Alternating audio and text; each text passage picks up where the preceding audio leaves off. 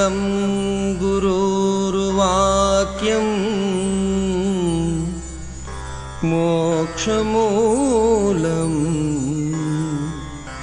गुरुकृपा।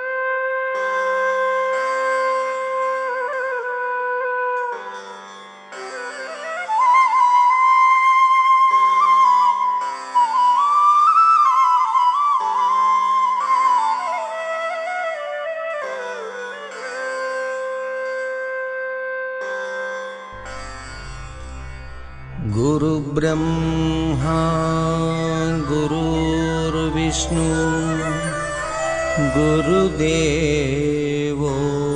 महेश्वरः गुरुसाक्षात् परब्रह्मा तस्मै श्री गुरवे नमः।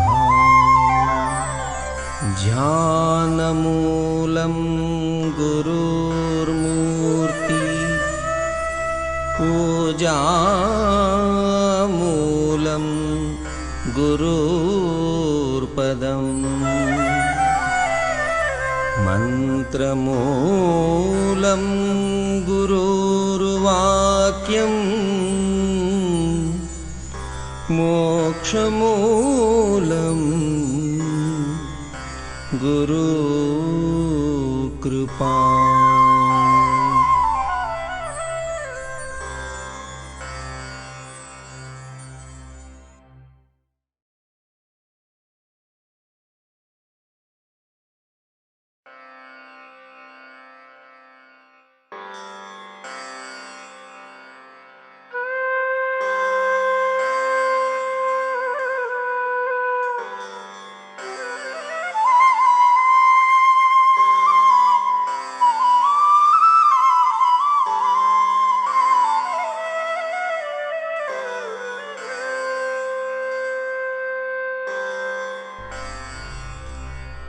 गुरुब्रह्मा गुरुर्विष्णु गुरुदेवो महेश्वरः गुरुसाक्षात् परब्रह्मा तस्मै श्री गुरवे नमः। ध्यानमूलं गुरुर्मूर्ति पूजामूलं गुरुर्पदम् मन्त्रमूलं गुरुर्वाक्यम्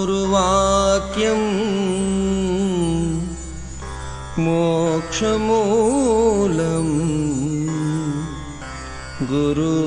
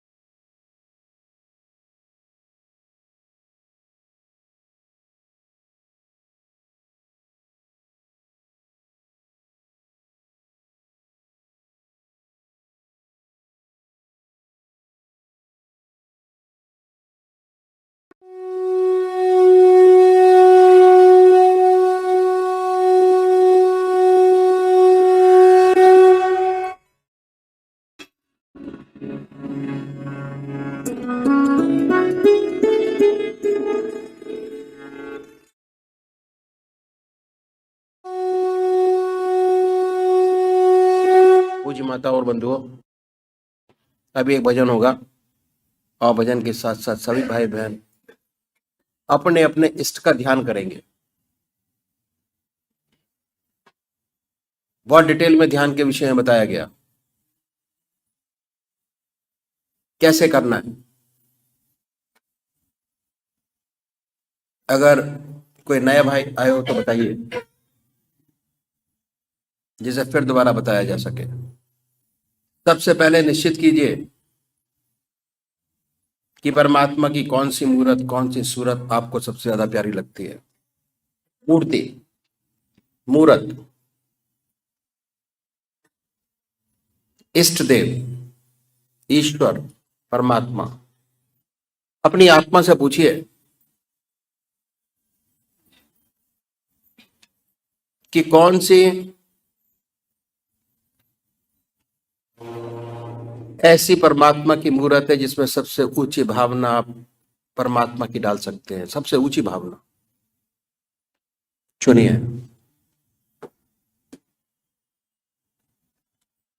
बड़े प्यार से। और अगर डिसाइड नहीं होता कि राम को माने या कृष्ण को माने, शिव को माने, हनुमान जी को माने, बहुत कंफ्यूजन है, किसी एक को पकड़ लीजिए और ध्यान कीजिए उनका। कुछ समय बाद आपको यह स्पष्ट हो जाएगा कि आप राम को मानेंगे या कृष्ण को मानेंगे, शिव को मानेंगे, हनुमान जी को मानेंगे। वो आकृति आपके सामने आ जाएगी कि भाई तू मेरा है।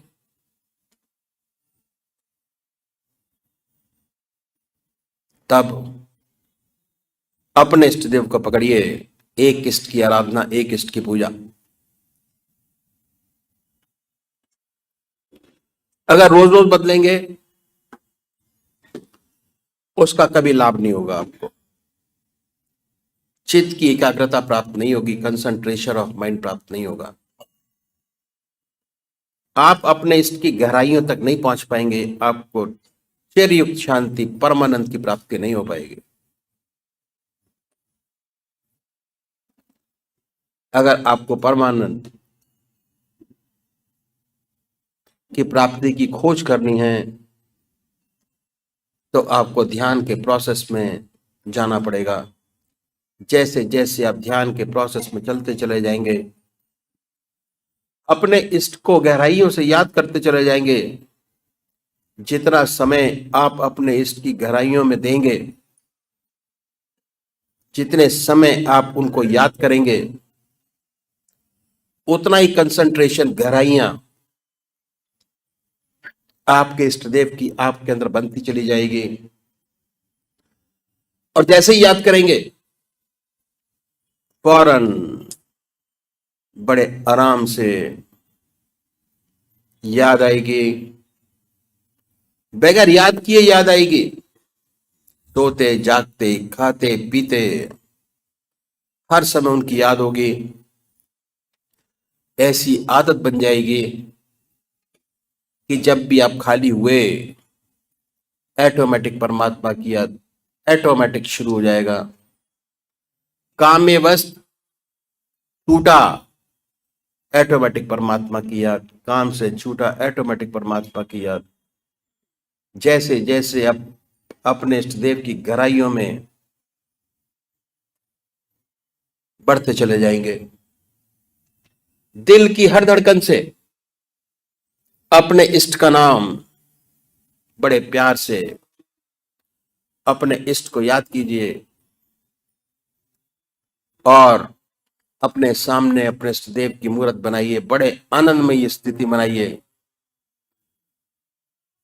दूसरे वो भाई हैं जो निराकार रूप के पुजारी हैं। निराकार, ओम अल्लाह वाहिगुरु। बड़े आराम से बैठिए, आनंदमय अवस्था बनाइए। ये सोचिए कि मैं अपने इष्ट के चरणों में विश्राम चाहता हूं। विश्राम के मायने ध्यान है। जब विश्राम करेंगे तो मन के ऊपर कोई बोझ आपके ऊपर नहीं होगा। बड़े आराम से बैठे होंगे, आनंदमयी अवस्था में बैठेंगे और उसके बाद ये महसूस कीजिए कि हमारे दिल की धड़कन से हमारे इष्ट का नाम निकल रहा है। ओम ओम ओम कर रहा है हृदय। आवाज दिल से निकल रही है, जिह्वा से नहीं निकल रही। अब पूरे शरीर में उसके आनंद से आनंदित हुई है। Relax your body, full body, Om के नाम से। तो अभी एक भोजन होगा और भोजन के साथ साथ सभी भाई बहन अपने अपने इष्ट का ध्यान करेंगे।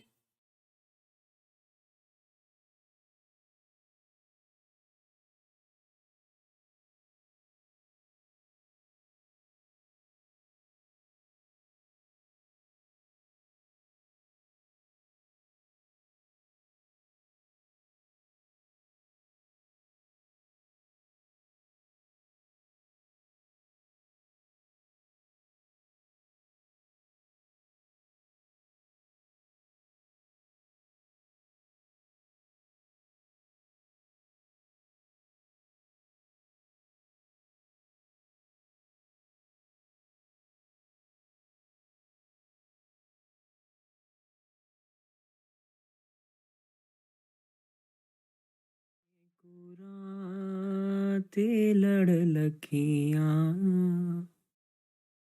मेरे तो गम परे रहंदे।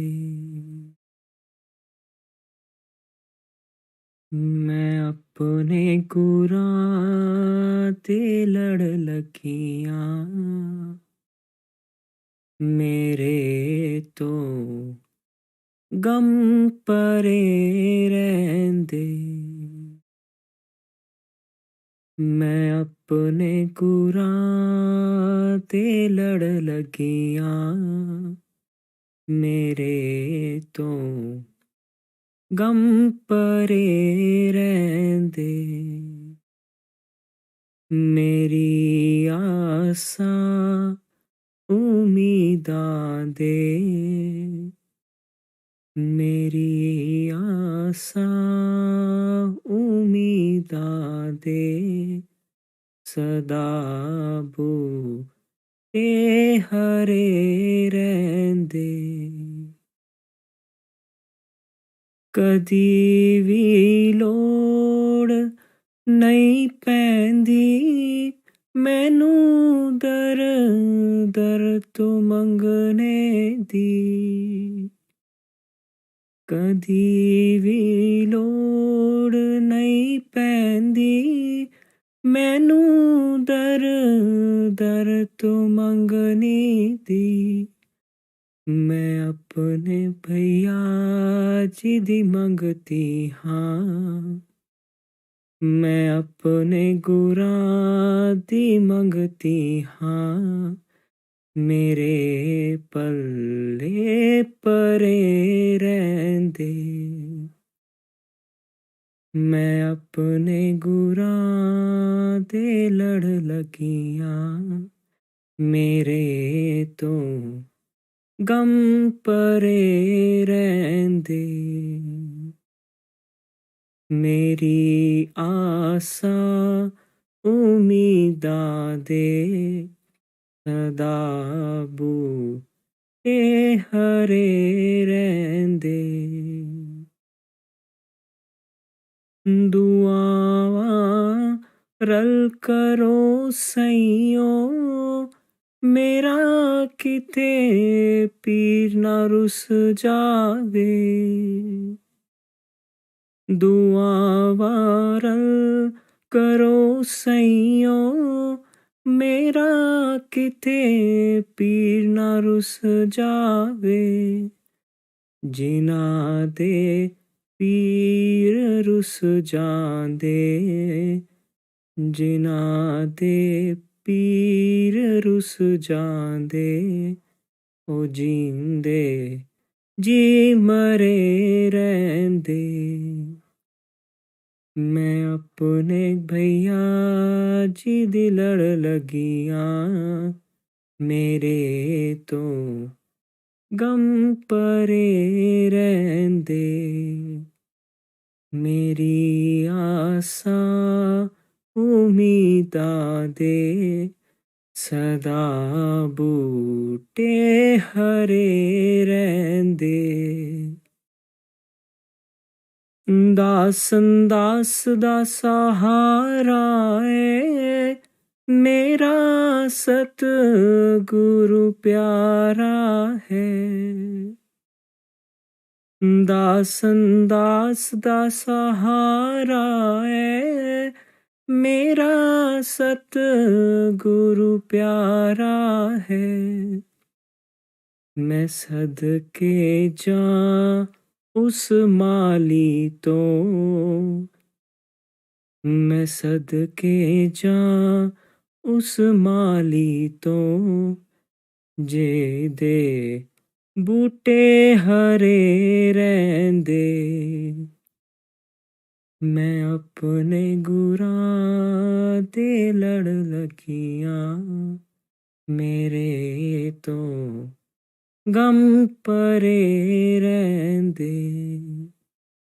मेरी आसां उम्मीदां दे सदा बूटे हरे रैंदे। मैं अपने भैया जी दी लड़ लगियां, मेरे तो गम परे रैंदे। मेरे तो गम परे रैंदे, मेरे पल्ले परे रैंदे। मेरे तो गम परे रैंदे।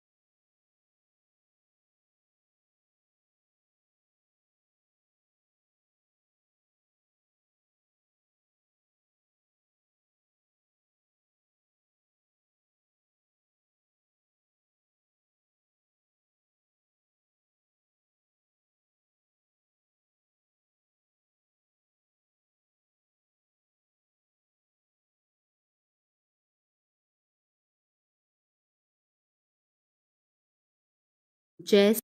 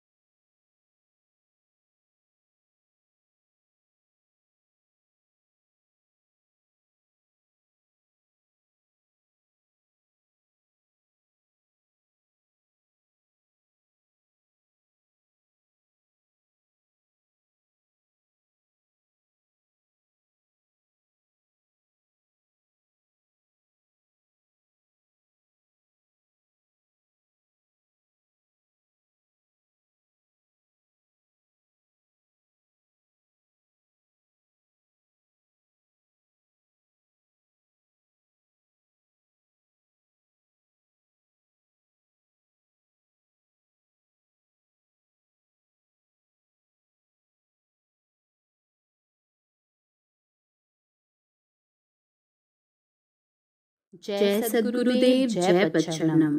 अष्टावक्र गीतामृत त्रयोदशोऽध्यायः सच्चा सुख हैप्पीनेस। जनक उवाच अकिंच भवं स्वास्थ्यं कोऽपि नत्वेऽपि दुर्लभं त्यागादाने विहायास्मा दहमासे यथा सुखम। राजा जनक कहते हैं, आत्म साक्षात्कार के पश्चात केवल आत्मा के और कुछ सत्य नहीं है। अनुभव द्वारा जान लेने पर जो शांति और चित्त की स्थिरता प्राप्त हुई है वह कोपीन धारण करने वालों को भी अत्यंत दुर्लभ है। राजा जनक फिर कहते हैं, पदार्थों के त्याग और ग्रहण करने में जो आसक्ति है उसको भी त्याग कर मैं आत्मानंद में पूर्णतया स्थिर हूँ। जनक says, the peace and happiness which is boon of the consciousness that there is nothing but the self is rare even for one who wears but a lion cloth. I have given up both renunciation and acceptance, since renunciation, no less than acceptance, presupposes egoism and attachment, which springs from ignorance. True happiness consists in transcending them both. Therefore, I am really happy. कुत्रापि खेदः कायस्य जिह्वा कुत्रापि खिद्यते मनः कुत्रापि तत्यक्त्वा पुरुषार्थे स्थितः सुखम। राजा जनक कहते हैं, शारीरिक कर्मों के करने में जैसे इंद्रियों को अनेक साधनों एवं तपस्या द्वारा अपने नियंत्रण में लाने में कष्ट करना पड़ता है, वाणी के कर्म जैसे धर्मशास्त्र के पढ़ने इत्यादि में कष्ट करना पड़ता है, और मन के कर्म संकल्प विकल्प तथा ध्यान धारणादिक के करने में मन को खेद होता है। इन सब से छुटकारा तब तक नहीं होता जब तक आत्मा साक्षात्कार प्राप्त नहीं होता। राजा जनक फिर कहते हैं, हे सद्गुरुदेव, आपकी अनुपम कृपाधार से अपनी आत्मा का दिग्दर्शन कर इन तीनों प्रकार के कर्मों में संपूर्ण आसक्ति का अभाव हो गया है और मैं अपने आत्म तत्व में सदा के लिए पूर्ण रूप से स्थित हो गया हूँ। There is trouble for the body in the practice of penances, trouble for the tongue in the study of scriptures, etc., and trouble for the mind in meditation.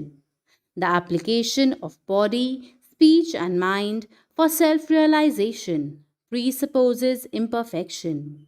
The self is not yet realized. This is the period of struggle. Cessation of striving and complete detachment comes with complete self-realization, being established in the perfection of the eternal self.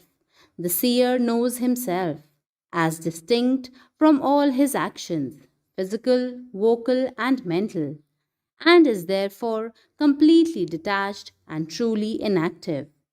Raja Janak proclaims, by the benevolence of my Sadgurudev, I have achieved self-realization, the life's supreme goal, and I now firmly abide in pure consciousness. कृतं किमपि नैव स्यादिति संचिन्तय तत्वतः यदा यत् कर्तुमायाति तत्कृत्वा असे यथा सुखम। राजा जनक कहते हैं, शरीर और इंद्रियादि के द्वारा किया हुआ जो कर्म है वास्तव में आत्मा द्वारा किया हुआ नहीं होता है। ऐसा ज्ञान हो जाने के पश्चात विद्वान को जब भी कोई कर्म आ उपस्थित होता है तब अहंकार से रहित होकर आसक्ति का त्याग कर उन कर्मों को करता हुआ भी अपने सुख स्वरूप में ही स्थिर रहता है। जनक says, fully realizing that nothing whatsoever is really done by the self, I do whatever presents itself to be done without any attachment and ego, and so I always live happily. कर्म नैष कर्मय निर्बंध भावा देहस्थ योगिनः संयोगा योग विरहादह मासे यथा सुखम। राजा जनक कहते हैं, कर्म और निष्कर्म का हट उन योगियों को होता है जिनकी देह में आसक्ति है। जिसकी देहादिकों में आसक्ति नहीं है, उनको हट नहीं होता है। वह तो स्वभाव से ही निष्काम कर्म में आरूढ़ हो जाता है। हे प्रभु, मेरा तो देह के संयोग और वियोग में भी हट नहीं है। देह का संयोग बना रहे या इसका वियोग हो जावे, मैं अहंकार और हट से रहित सर्वदा अपनी सुख स्वरूप आत्मा में ही स्थित हूँ। The yogis who are attached to the body insist upon action or inaction. Action and inaction are true only for those who still have the body idea. To the one who is abiding in pure consciousness, they are meaningless. Raja Janak says, owing to the absence of association and dissociation with deeds and thoughts, I live happily. अर्थानर्थो न मे स्थित्या गत्या वा शयने वा तिष्ठनः गच्छनः स्वप्नस्थ समादहमासे यथा सुखम। राजा जनक कहते हैं, हे चिरस्मरणीय परम पावन सद्गुरुदेव, लौकिक व्यवहार जो चलना फिरना बैठना उठना सोना आदिक हैं, इनमें भी मेरी हानि तथा लाभ कुछ भी नहीं है, क्योंकि लौकिक व्यवहार में भी मैं अभिमान से रहित हूँ। चाहे मैं सोता रहूँ, बैठा रहूँ अथवा चलता फिरता रहूँ या किसी दूसरी क्रिया में रत रहूँ, इन सब क्रियाओं में भी मैं आत्मानंद में एक रस ज्यों का त्यों स्थित रहता हूँ। जनक says, no good and evil accrues to me by staying, going, sleeping or doing anything whatsoever, as all my deeds and actions are devoid of egoism. While performing them, I firmly abide in pure consciousness and live happily merged in Atmic Anand. स्वप्तो नास्ति मे हानिः सिद्धिर्यत्नवतो न वा नाशोल्लासो विहायस्मा दहमासे यथा सुखम। राजा जनक कहते हैं, यत्न से रहित होकर यदि मैं सोता हूँ तब भी मेरी कोई हानि नहीं है, और यत्न विशेष करने से मेरे को किसी फल विशेष की सिद्धि भी नहीं होती है। इस कारण मैं यत्न और अयत्न में भी हर्ष और शोक को त्याग कर सुखपूर्वक अपनी आत्मा में ही सर्वदा स्थित हूँ, क्योंकि यत्न और अयत्नादिक सब देह इंद्रियों और मन के धर्म हैं, मुझ आत्मस्वरूप के नहीं। राजा जनक says, I do neither lose by sleeping, that is, when inactive, nor gain by striving. So I have given up thoughts of loss and elation and live happily. सुखादि रूपानियमं भावेशवालोक्य भूरिशः शुभाशुभे विहायास्मा दहमासे यथा सुखम। राजा जनक कहते हैं, अनेक जन्मों में मनुष्य पशु कीट आदिकों के जितने जन्म होते हैं, उनको जो सुख दुखादिक प्राप्त होते हैं वे सब अनित्य हैं। संसार में सब देहधारियों को दुख सुख बराबर बने रहते हैं। कोई भी देहधारी इस दुनिया में ऐसा नहीं है जो सदैव सुखी रहे, किंतु यत् किंचित काल सुख और बहुत काल दुख रहता है। प्रथम तो माता के गर्भ का कारावास, फिर जन्म काल का दुख, युवावस्था में अतिशय भोगों में लिप्त होने के कारण दुख, फिर पुत्री पुत्रादिकों में मोह से दुखों का समूह उत्पन्न होता है, और वृद्धावस्था तो दुखों की खान ही है। हे सद्गुरुदेव, आपकी अनुपम कृपा द्वारा आत्म साक्षात्कार प्राप्त कर अनेक प्रकार के विषय जन्य एवं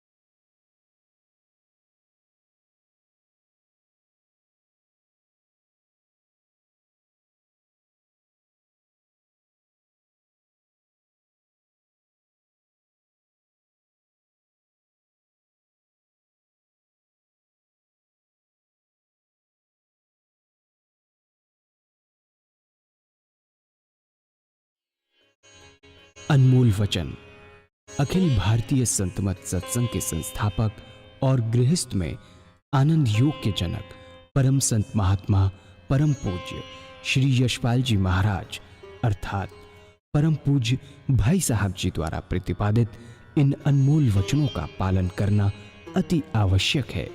ये वचन हमारी गृहस्थ आध्यात्मिक साधना के लिए मूलभूत सिद्धांत हैं, जो इस प्रकार हैं। हम दुनिया की हर चीज की कीमत आंकते हैं, अपने मानव जीवन की कीमत भी जाने व परमात्मा की प्राप्ति हेतु साधना करें।